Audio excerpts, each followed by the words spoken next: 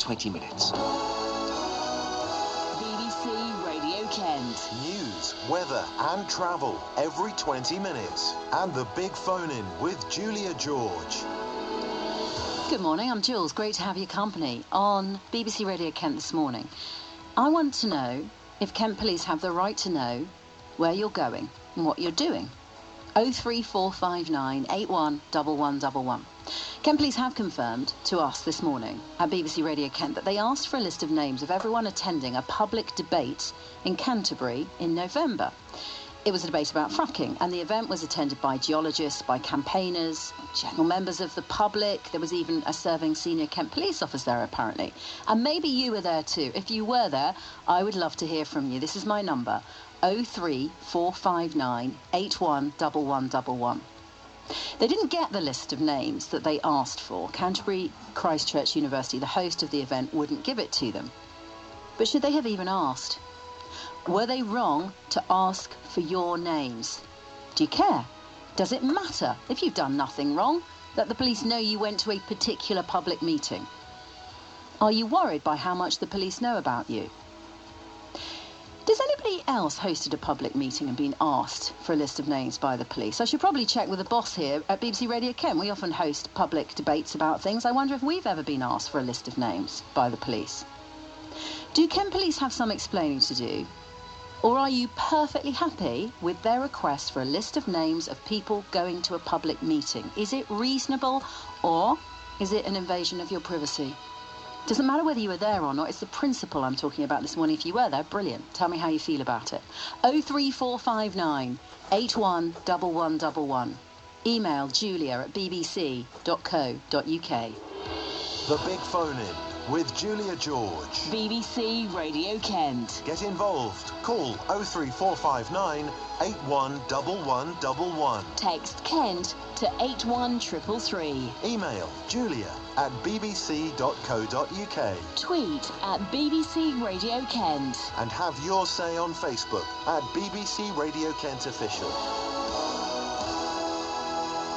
So let's start with an email, because it's very short and I think it's an interesting one. It's from Mark, who's emailed on the subject of whether the Kent Police have done anything wrong in asking for all the names of people going to a public meeting. Mark says, one word, terrorism. Great target for a nutter. Young is in Ashford. Young, do you think there were nutters and terrorists at this meeting? I don't know. I wasn't there, but I shouldn't think so.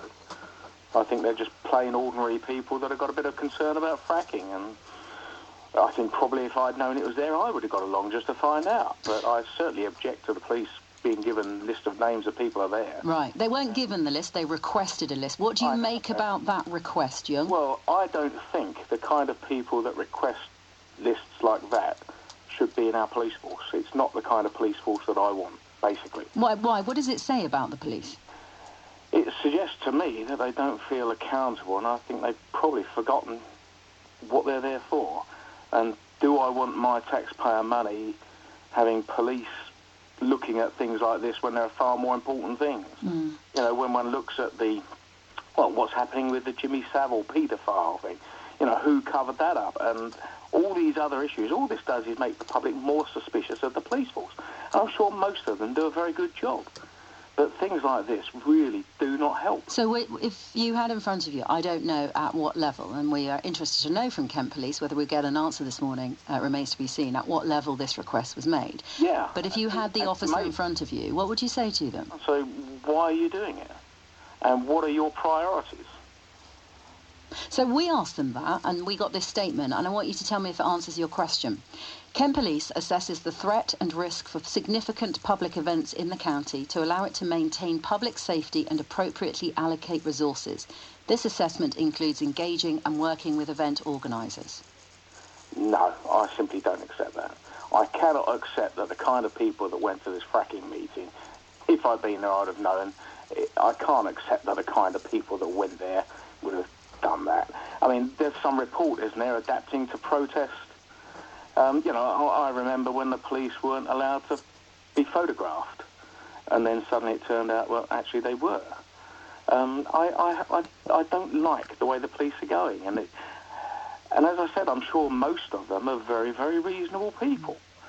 But this kind of thing only breeds more suspicion. Okay. And What if there is a genuine security issue here that we don't know about? What if they know something we don't know? Well, then we need to be told. If the threat is that big, and I remember I worked in London when the IRA were busy blowing people up. I don't remember this level of interest. And I suspect we stand more chance of getting struck by lightning than blown up by a terrorist bomb. You know, I don't... We should be told. If the issue is really that serious, then the public must be told. Young, thank you for your call this morning. Really nice to talk to you. Okay, no problem. It was Young. He wasn't at the meeting, but feels very strongly that the decision by the police to ask for the list of names was wrong. Do you agree? Can you see any reason why it might have been a legitimate request? Or do you think Kent Police has made a mistake? 03459 811111. Gazer was at the debate. Hello, Gazer. How are you this morning? Hello, thank you for having me on the show. So you rang in when we asked for people to tell us how they feel about the request for the list of names. Your name was requested. It wasn't given. Kent Police don't know you were there. They do now because you're on BBC Radio Kent, but I'm guessing you've made an informed decision about that. Gazer, how do you feel about the request from Kent Police? First of all, I have absolutely nothing to hide. I'm not a terrorist. I'm a children's entertainer. My house was damaged by the fracking. I have been fighting fracking ever since, and I've done a lot of things since then. None of it criminalised. We've stopped fracking lawfully in the Far Coast now for 3 years. We've been taking on Lord Brown's quadrilla, who are the company. Lord Brown is unelected member of the government. I think this is coming from above. Okay, what do you think the motivation was? What is your feeling? You found out this morning. Well, actually, let's start with your reaction, because until this morning, you didn't even know that request was made. You went along to a meeting on a subject about which you are passionate, and when you heard this morning that the police have requested the list of names for that meeting, how did you feel? I felt like we were trying to criminalise and demonise regular people for asking questions of corporations, and our government, a carbon culture government, is putting pressure on the police to demonise us. So you think there was pressure? You think there would have been pressure on the police? You don't think they made this decision by themselves? I don't think why? Why would the police do that? I think the pressure's been come from a government that wants to frack this country, 2/3 of this country. And I think that we've had the same thing up here. I've had meetings with it up here. We had one meeting that was just for people in the area to do with green and renewable energies to come to a meeting, and the police sergeant asked a constable to come to our meeting to find out who was at that meeting. This has been going on all over the country, at Barton Moss, at Balcombe. The pressure's coming from above, and I've seen it from day one. I am a law-abiding citizen. I am not a criminal. I don't know any terrorists whatsoever in this country. I'm just finding out questions. We've been questioning fracking from day one. But if you're not doing anything wrong, Gazer, let me just put the other side of the argument for a second. If you're not doing anything wrong, what does it matter if the police know you went to that event? I have no problem with the police knowing I've gone to that event because I have nothing to hide. What's going on here is, number one, is the criminalisation of the people going to that meeting, feeling that they're wrong, being demonised. I've had my car photographed. We're on numerous lists. I don't mind having my photograph taken. But the thing is, it's the criminalisation of people questioning a carbon culture government. This government wants fracking, and they will do anything and demonise the people asking questions. Well, right. Until such time as we know that they were in any way urged by anyone else, I've got no evidence that it was anything other than a decision by Kent Police. I want to read you an email from another listener, and it would be great to get your reaction to that, Gazer, if you wouldn't mind. Yeah. Her name's Danielle. She's in Ashford. Danielle says, Julia, I think it's more likely the police just wanted to have a quick look down the list to see if there were any known troublemakers going along. I'm pretty sure they wouldn't have kept the people's details or even paid them any attention if they weren't known already. If they were known, it's only to monitor. It's just a piece of intelligence. If the police are to do their jobs, then they don't need petty obstruction constantly. I think the people complaining are getting overexcited. Do we want a police force that are sitting in the dark? It's their job to keep tabs, isn't it? If they tell everyone their reasons for everything, they are also explaining themselves to terrorists and troublemakers. This was a debate. This was two sides of a debate. The company and the people, the puppet professors that backed the fracking industry, it was a debate. There was no protest. It was a debate in a university with security. We saw security there, and they cleared the room. We were out of the building within 15 minutes of the meeting finishing. This was a well-organised event by the university. This was not a protest of any kind. But maybe she's right to say that by looking at a list of names, the police will be able to stop any problems at an event like this. Well, where are they going to stop then? Are they going to do this at concerts? Are they going to do this at any place where a comedian might be a bit edgy when you've got 6,000 or 7,000 people in a room? Where does it end?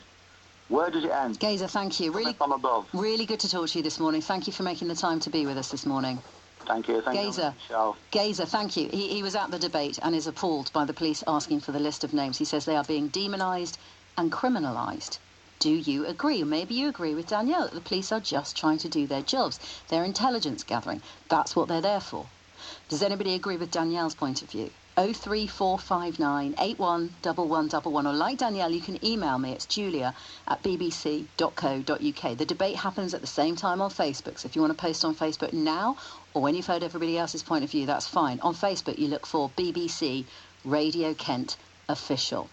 Let me introduce you now to Mike Grannett. Mike is a former head of the government office that deals with emergencies and security. Mike Grannett, thank you for joining us on BBC Radio Kent. Good morning. Good morning. Have the police overstepped the mark? I think they might think they've done it this morning, I suspect.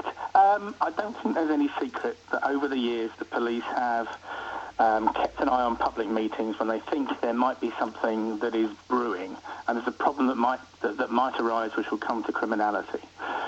Protest, though, is a very sensitive area. But this wasn't a protest, it was a public meeting. No, I agree, it wasn't a protest. It depends where you're sitting, really, doesn't it? No, I don't think it does. I think this was a public meeting. I don't think there was any evidence of any sort of protest at all. It was organised by a university. I accept that. It was a debate, an organised debate. Yeah, I'm accepting your point. I think, though, that the police over the years have had a duty to look out for extremists, and one of the ways they do that is by trawling events where extremists might appear to gather information on patterns of behaviour. Now, this is a very sensitive area, but it's one that's gone on for many years, and you might remember years ago that there was a dispute over the building of an animal experimentation centre at Oxford University.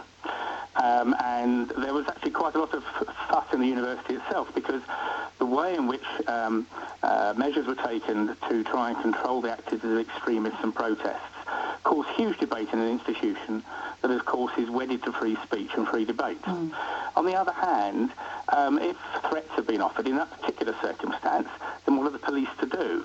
Now, I think one thing that one can take a small amount of comfort from this is the police were quite open about their request. This wasn't, as far as I understand it, a secret request, and they haven't denied that they did it.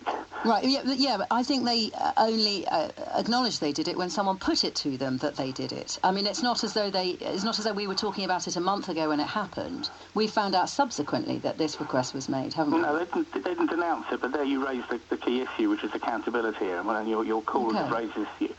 There is, I think, a much stronger public mood these days about the need for the police to account for circumstances when they might appear to be intruding on people's privacy, particularly in the area where they now need to do the sort of surveillance which would have been regarded years ago as absolutely unacceptable. But in an age where we have terrorism, and I know this has nothing to do with terrorism, but in an age where we have terrorism, public mood has changed and accepts that level of surveillance. But it also demands an explanation. Now, the question is, I doubt if this request was made, it could have been made without somebody realising it might have been made, it might go public, and it would need explaining. And I think a large part of the problem with this issue this morning is the police explanation is not one that stands up to a great deal of scrutiny. Can I read it again, and can you read between the lines, because I don't think it answers the question at all. Can I read their statement? Of course, okay, thanks, Mike. They say, Kent Police assesses the threat and risk for significant public events in the county to allow it to maintain public safety and appropriately allocate resources. This assessment includes engaging and working with event organisers. In what way does that explain why they asked for a list of names at this event? I'm not even clear I completely understand what it means anyway. That sounds to me like an explanation of something else, of the need to ask for information before an event, right, not after it. And I wonder whether whoever wrote that realised that that's what it actually sounds like. Now, because if you were going to protect a public event, then you ask about arrangements beforehand. We don't actually know, Mike. I'm going to be honest with you, because Ken Police won't talk to us this morning. We don't know when they made the request, whether it was before or after. Well, if it was before, then I think it might be worth establishing that, then that's a perfectly reasonable explanation, that they might have been keeping an eye out for things, and they might need to understand in this particular day and age, when actually resources are pretty thin, whether they put resources available to protecting the event itself. Now, if you put it into that context, that answer makes a lot of sense. It doesn't make a great deal of sense as an explanation after the event. But if they wanted the names of people going to this event, why in particular a debate? I mean, we've held debates recently. We had a major debate about the Rochester and Strew by-election, for instance, and we've hosted others, some of which have been about energy as well. Why in particular fracking? Why is it that the police want to know who's going to a public debate about fracking? Well, the only logical reason would be that these protests against fracking have happened across the country, and that there are people who might wish to exploit the protests against fracking for another purpose. They might have a purpose which is criminal and disruptive, not simply one which is a pure protest against the idea of having having their neighbourhoods invaded by people with oil drills. But asking for a list of names is hardly kind of high-level intelligence, is it? But it's intelligence. I mean, if people were listening to us today, I mean, for a start, if you had any suspicion or you were a troublemaker, you wouldn't give your correct name in the first place, would you? You'd imagine not. You'd imagine not. But on the other hand, there is a basic police job to do to establish whether there is, for example, something going on which is rather different to the normal debating activity, the normal protest activity you would expect to find in these circumstances. Have the police just got to the point where they pretty much? I mean, we heard the word demonised, but there's a tension between environmental protesters and the police in this country. It's not the first time, is it? And it's not the first time in Kent either. There's been real tension and question marks about the approach the police have taken specifically towards environmental protesters. No, I think that's true, and we have seen stories in the past, events in the past, where the police have been quite intrusive in policing all sorts of protests and have come in for a lot of flack. On the other hand, on the other side of this, there is the point that there are people on the other end of this story who are perfectly entitled to do things like fracking by the law. They're being encouraged to by the government. They're doing it within a regulated environment, who are saying, well, why can't we peacefully go about our business? Now, in those circumstances, the police have to think about whether they need to do something to head off a problem. One of the things they might be thinking about is if they if they become better aware of people whose intent at protests, and this debate is not a protest, but at protests, of doing something which is way beyond the nature of peaceful protest. What are they to do about it? How are they to detect what's going on? How are they to make intelligent assessments of whether this is simply people protesting and very inconvenient for other people, but just inconvenient? I want to ask a really final, very quick question. Do the police have some explaining to do this morning? I think the police would be very wise to think about explaining themselves more in the light of the way that this ambiguous statement has left greater questions in the air than it started with. I'm really grateful to you for your time this morning, Mike. Thanks ever so much. Nice to talk to you. That's okay. Mike Granite, former head of the government office that deals with emergencies and securities. Call us now and have your say. 03 459 81 1111. The latest news, weather and travel now, 9:23. And police have the right to know where you're going and what you're doing. Do they have the right to have your name because you're going to a public debate? Ken Police asked for the names of a list of everyone attending a public debate in Canterbury at Canterbury Christ Church University a month ago. It was on the 19th of November. The event was attended by geologists, by campaigners. We'll hear from one of them in a moment. Members of the public generally. There was a serving police officer there. Maybe you went to this debate about fracking too. If you were there, give us a call, 03459 811111. So Ken Police wanted a list of the names, and Canterbury Christ Church University, the hosts, didn't give it to them. Were Kent Police overstepping the mark? Were they wrong to ask for your names? 03459 811111. We heard just a moment ago from a security expert talking about the reasons why the police might go about seeking intelligence in this way. We've also read their statement, which several people have said this morning, doesn't appear to answer the question, why did you want these names?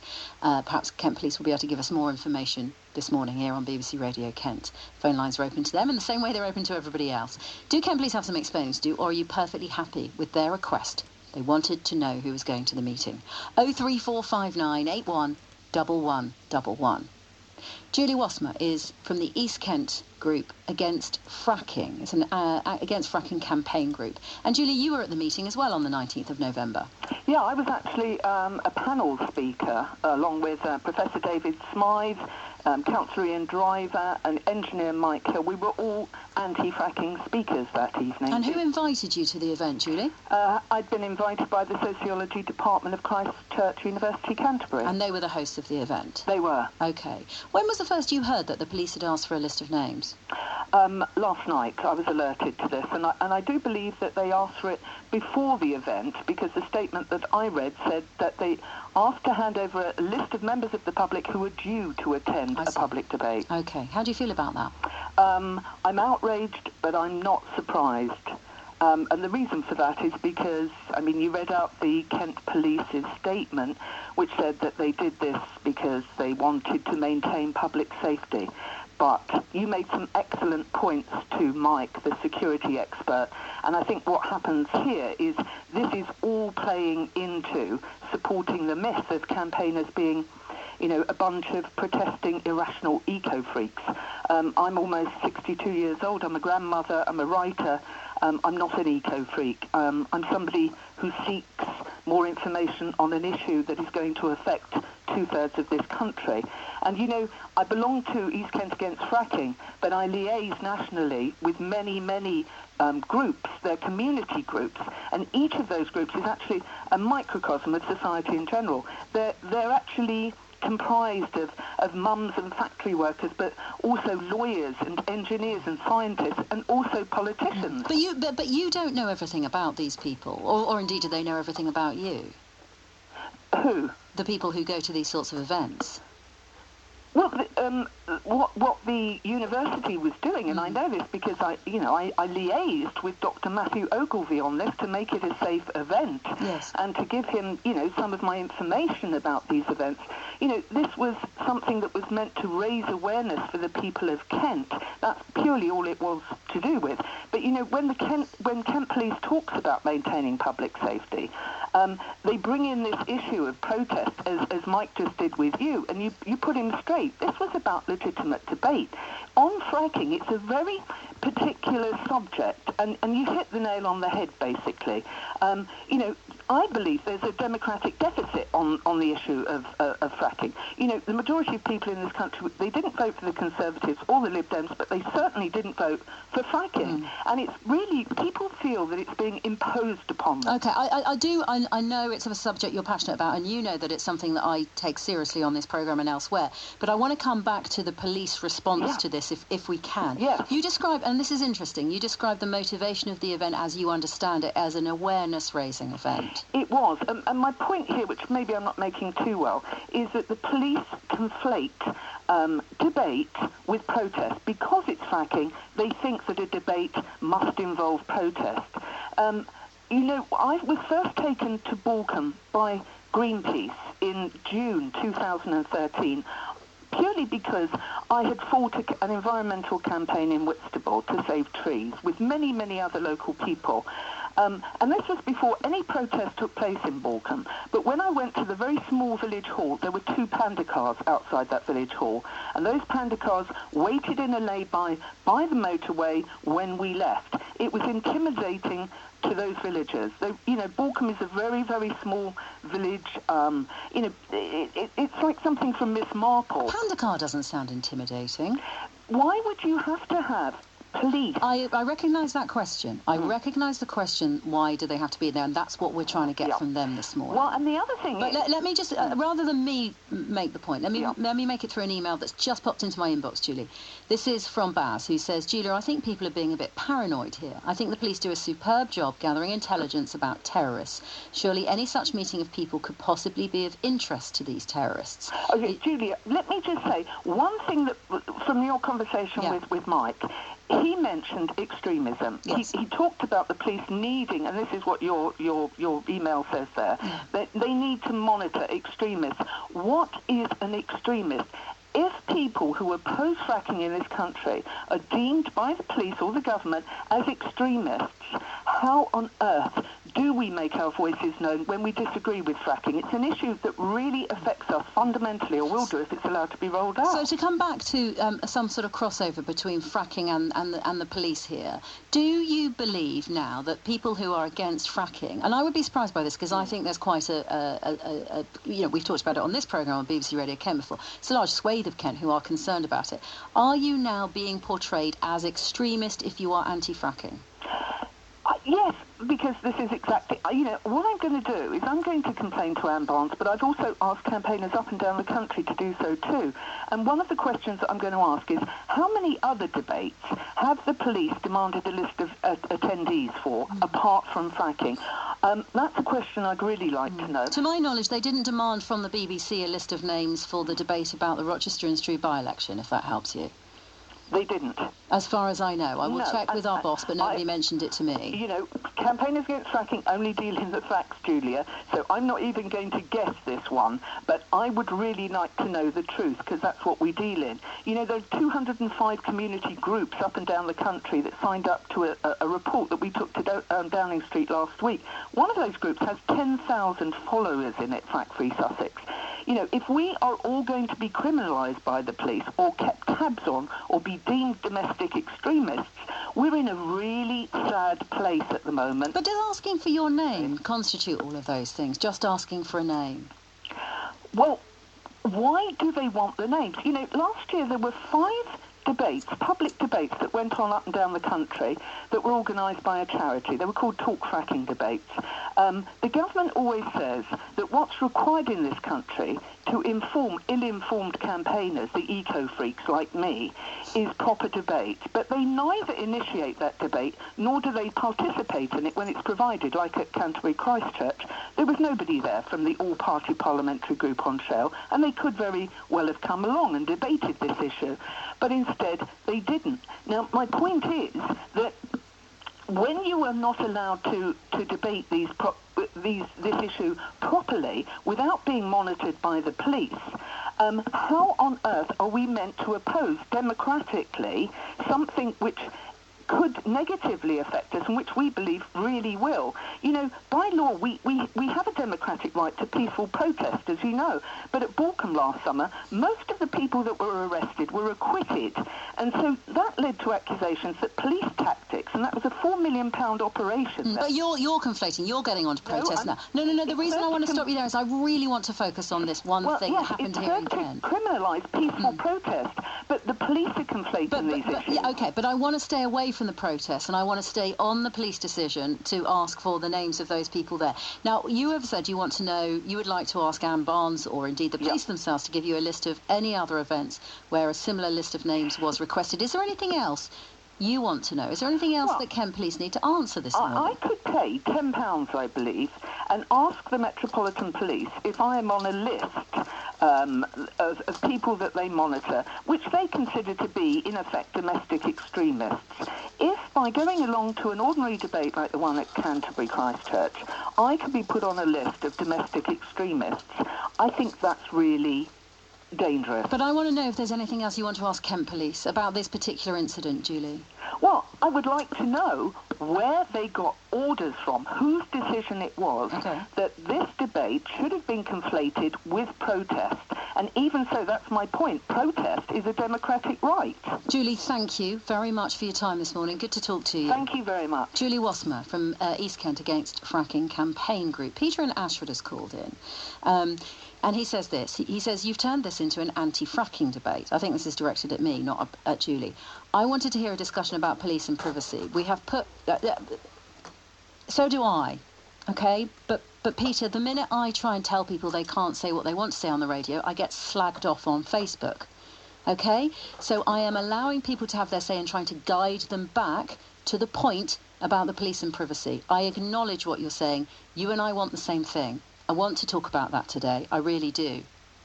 03459 811111. I want to hear from you today if you endorse the police decision to request some names of people going to a meeting. Mark says he's parked now. Claire, we can talk to Mark. Mark Catton, we'll speak to him in just a second. Ian Driver, Thanet councillor, as we heard, was also not just at the meeting, on the panel at the meeting at Canterbury Christchurch in November. Ian, thank you for joining us. Good morning, to you. Jules. The police asked for a list of names. They didn't get one. What's the problem? Well, the problem is in the asking. I was on the panel, as you said. The meeting was was for and against fracking. It was an open debate with lots of different views expressed. There were no plans to develop protest actions, demonstrations or campaigns. It was a debate with both sides equally represented. OK, so what is the problem with the Kent Police asking for a list of names? Well, the meeting was not about protest. It was not about taking any action. It was an informed debate. So there is a problem because nobody was breaking the law.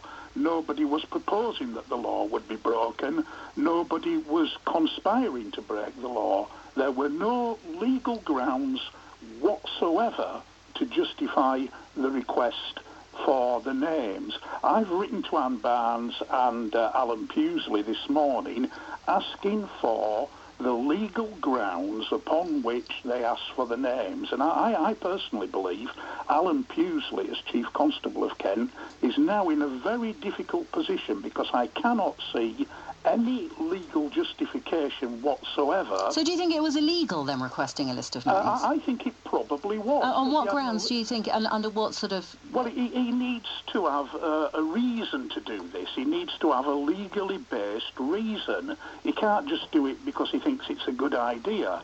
He's got to have suspicion. He's got to have intelligence. He had no... But that was the seeking of the intelligence, wasn't it? I mean, just imagine, Ian, that they're actually some way down the line, it turns out that somebody who was at the meeting yesterday has infiltrated an anti-fracking group and they have ulterior motives. Then everyone's going to sit back and say, well done, Kent Police, for asking the right questions. That's utter nonsense. This was not a conspiratorial meeting. It was a meeting that you, me, anybody could go to. And I've got another question for Kent Police, actually. As a parliamentary candidate in the forthcoming general election in Thanet, I'm going to be holding a public meeting on fracking in Thanet. And I'm going to ask the police now, publicly, are they going to ask me, as the organiser of that meeting, for the names and addresses of the people who turn up? Are they going to have spies in the audience? Are they going to be taking car registration numbers? Well, where's the evidence that there were spies in the audience at this one, or that registration numbers? Because you're conflating now, aren't you? There was a spy in the audience. I think that... No, they didn't. That's Ian. Now you're talking nonsense. Steady on. They have. Yes, that is not a spy in the audience, is it? How do you know that he doesn't have a valid interest in this event? The same. Well, and if he was a spy, forgive me. No, you can't actually. I'm sorry. You're going to have to wait. If he was a spy, do you think they would have told us that he was there? He was there because it said he was an interested stakeholder. Now, why would he be an interested stakeholder? Okay, I don't think it's not been explained. Yeah, well, I would have thought it was blindingly obvious, wouldn't it? Isn't What's it? meant by that? Yeah, it is obvious. He wanted to see what was said. He was collecting intelligence and therefore was spying. Because there are... Oh, for goodness sake, that just makes you sound a little bit crazy, doesn't it? It doesn't make me sound a little bit crazy. A little bit paranoid. Sorry, it doesn't make me... Do you know what? Going to a public meeting and not... I mean, it wasn't like he was wearing a moustache and hiding himself. Everyone was entitled to know he was. Sorry, to what extent is that spying? Don't be so ridiculous. The fact of the matter is he was there in a public meeting that was not conspiring, that was not organising protests, to collect intelligence. I do not believe there was any role for intelligence collection at a public meeting held by an academic institution like a university. Ian, thank you very much. Paranoid, Great. It's you. I'm paranoid, am I? Great to talk to you, Ian. Chuckling away in the background. Ian Driver. So, it's your turn. What do you make of what you've heard so far? Who do you agree with? Have Kent Police made a mistake, or were they doing a good job? 03459 811111. 9:41.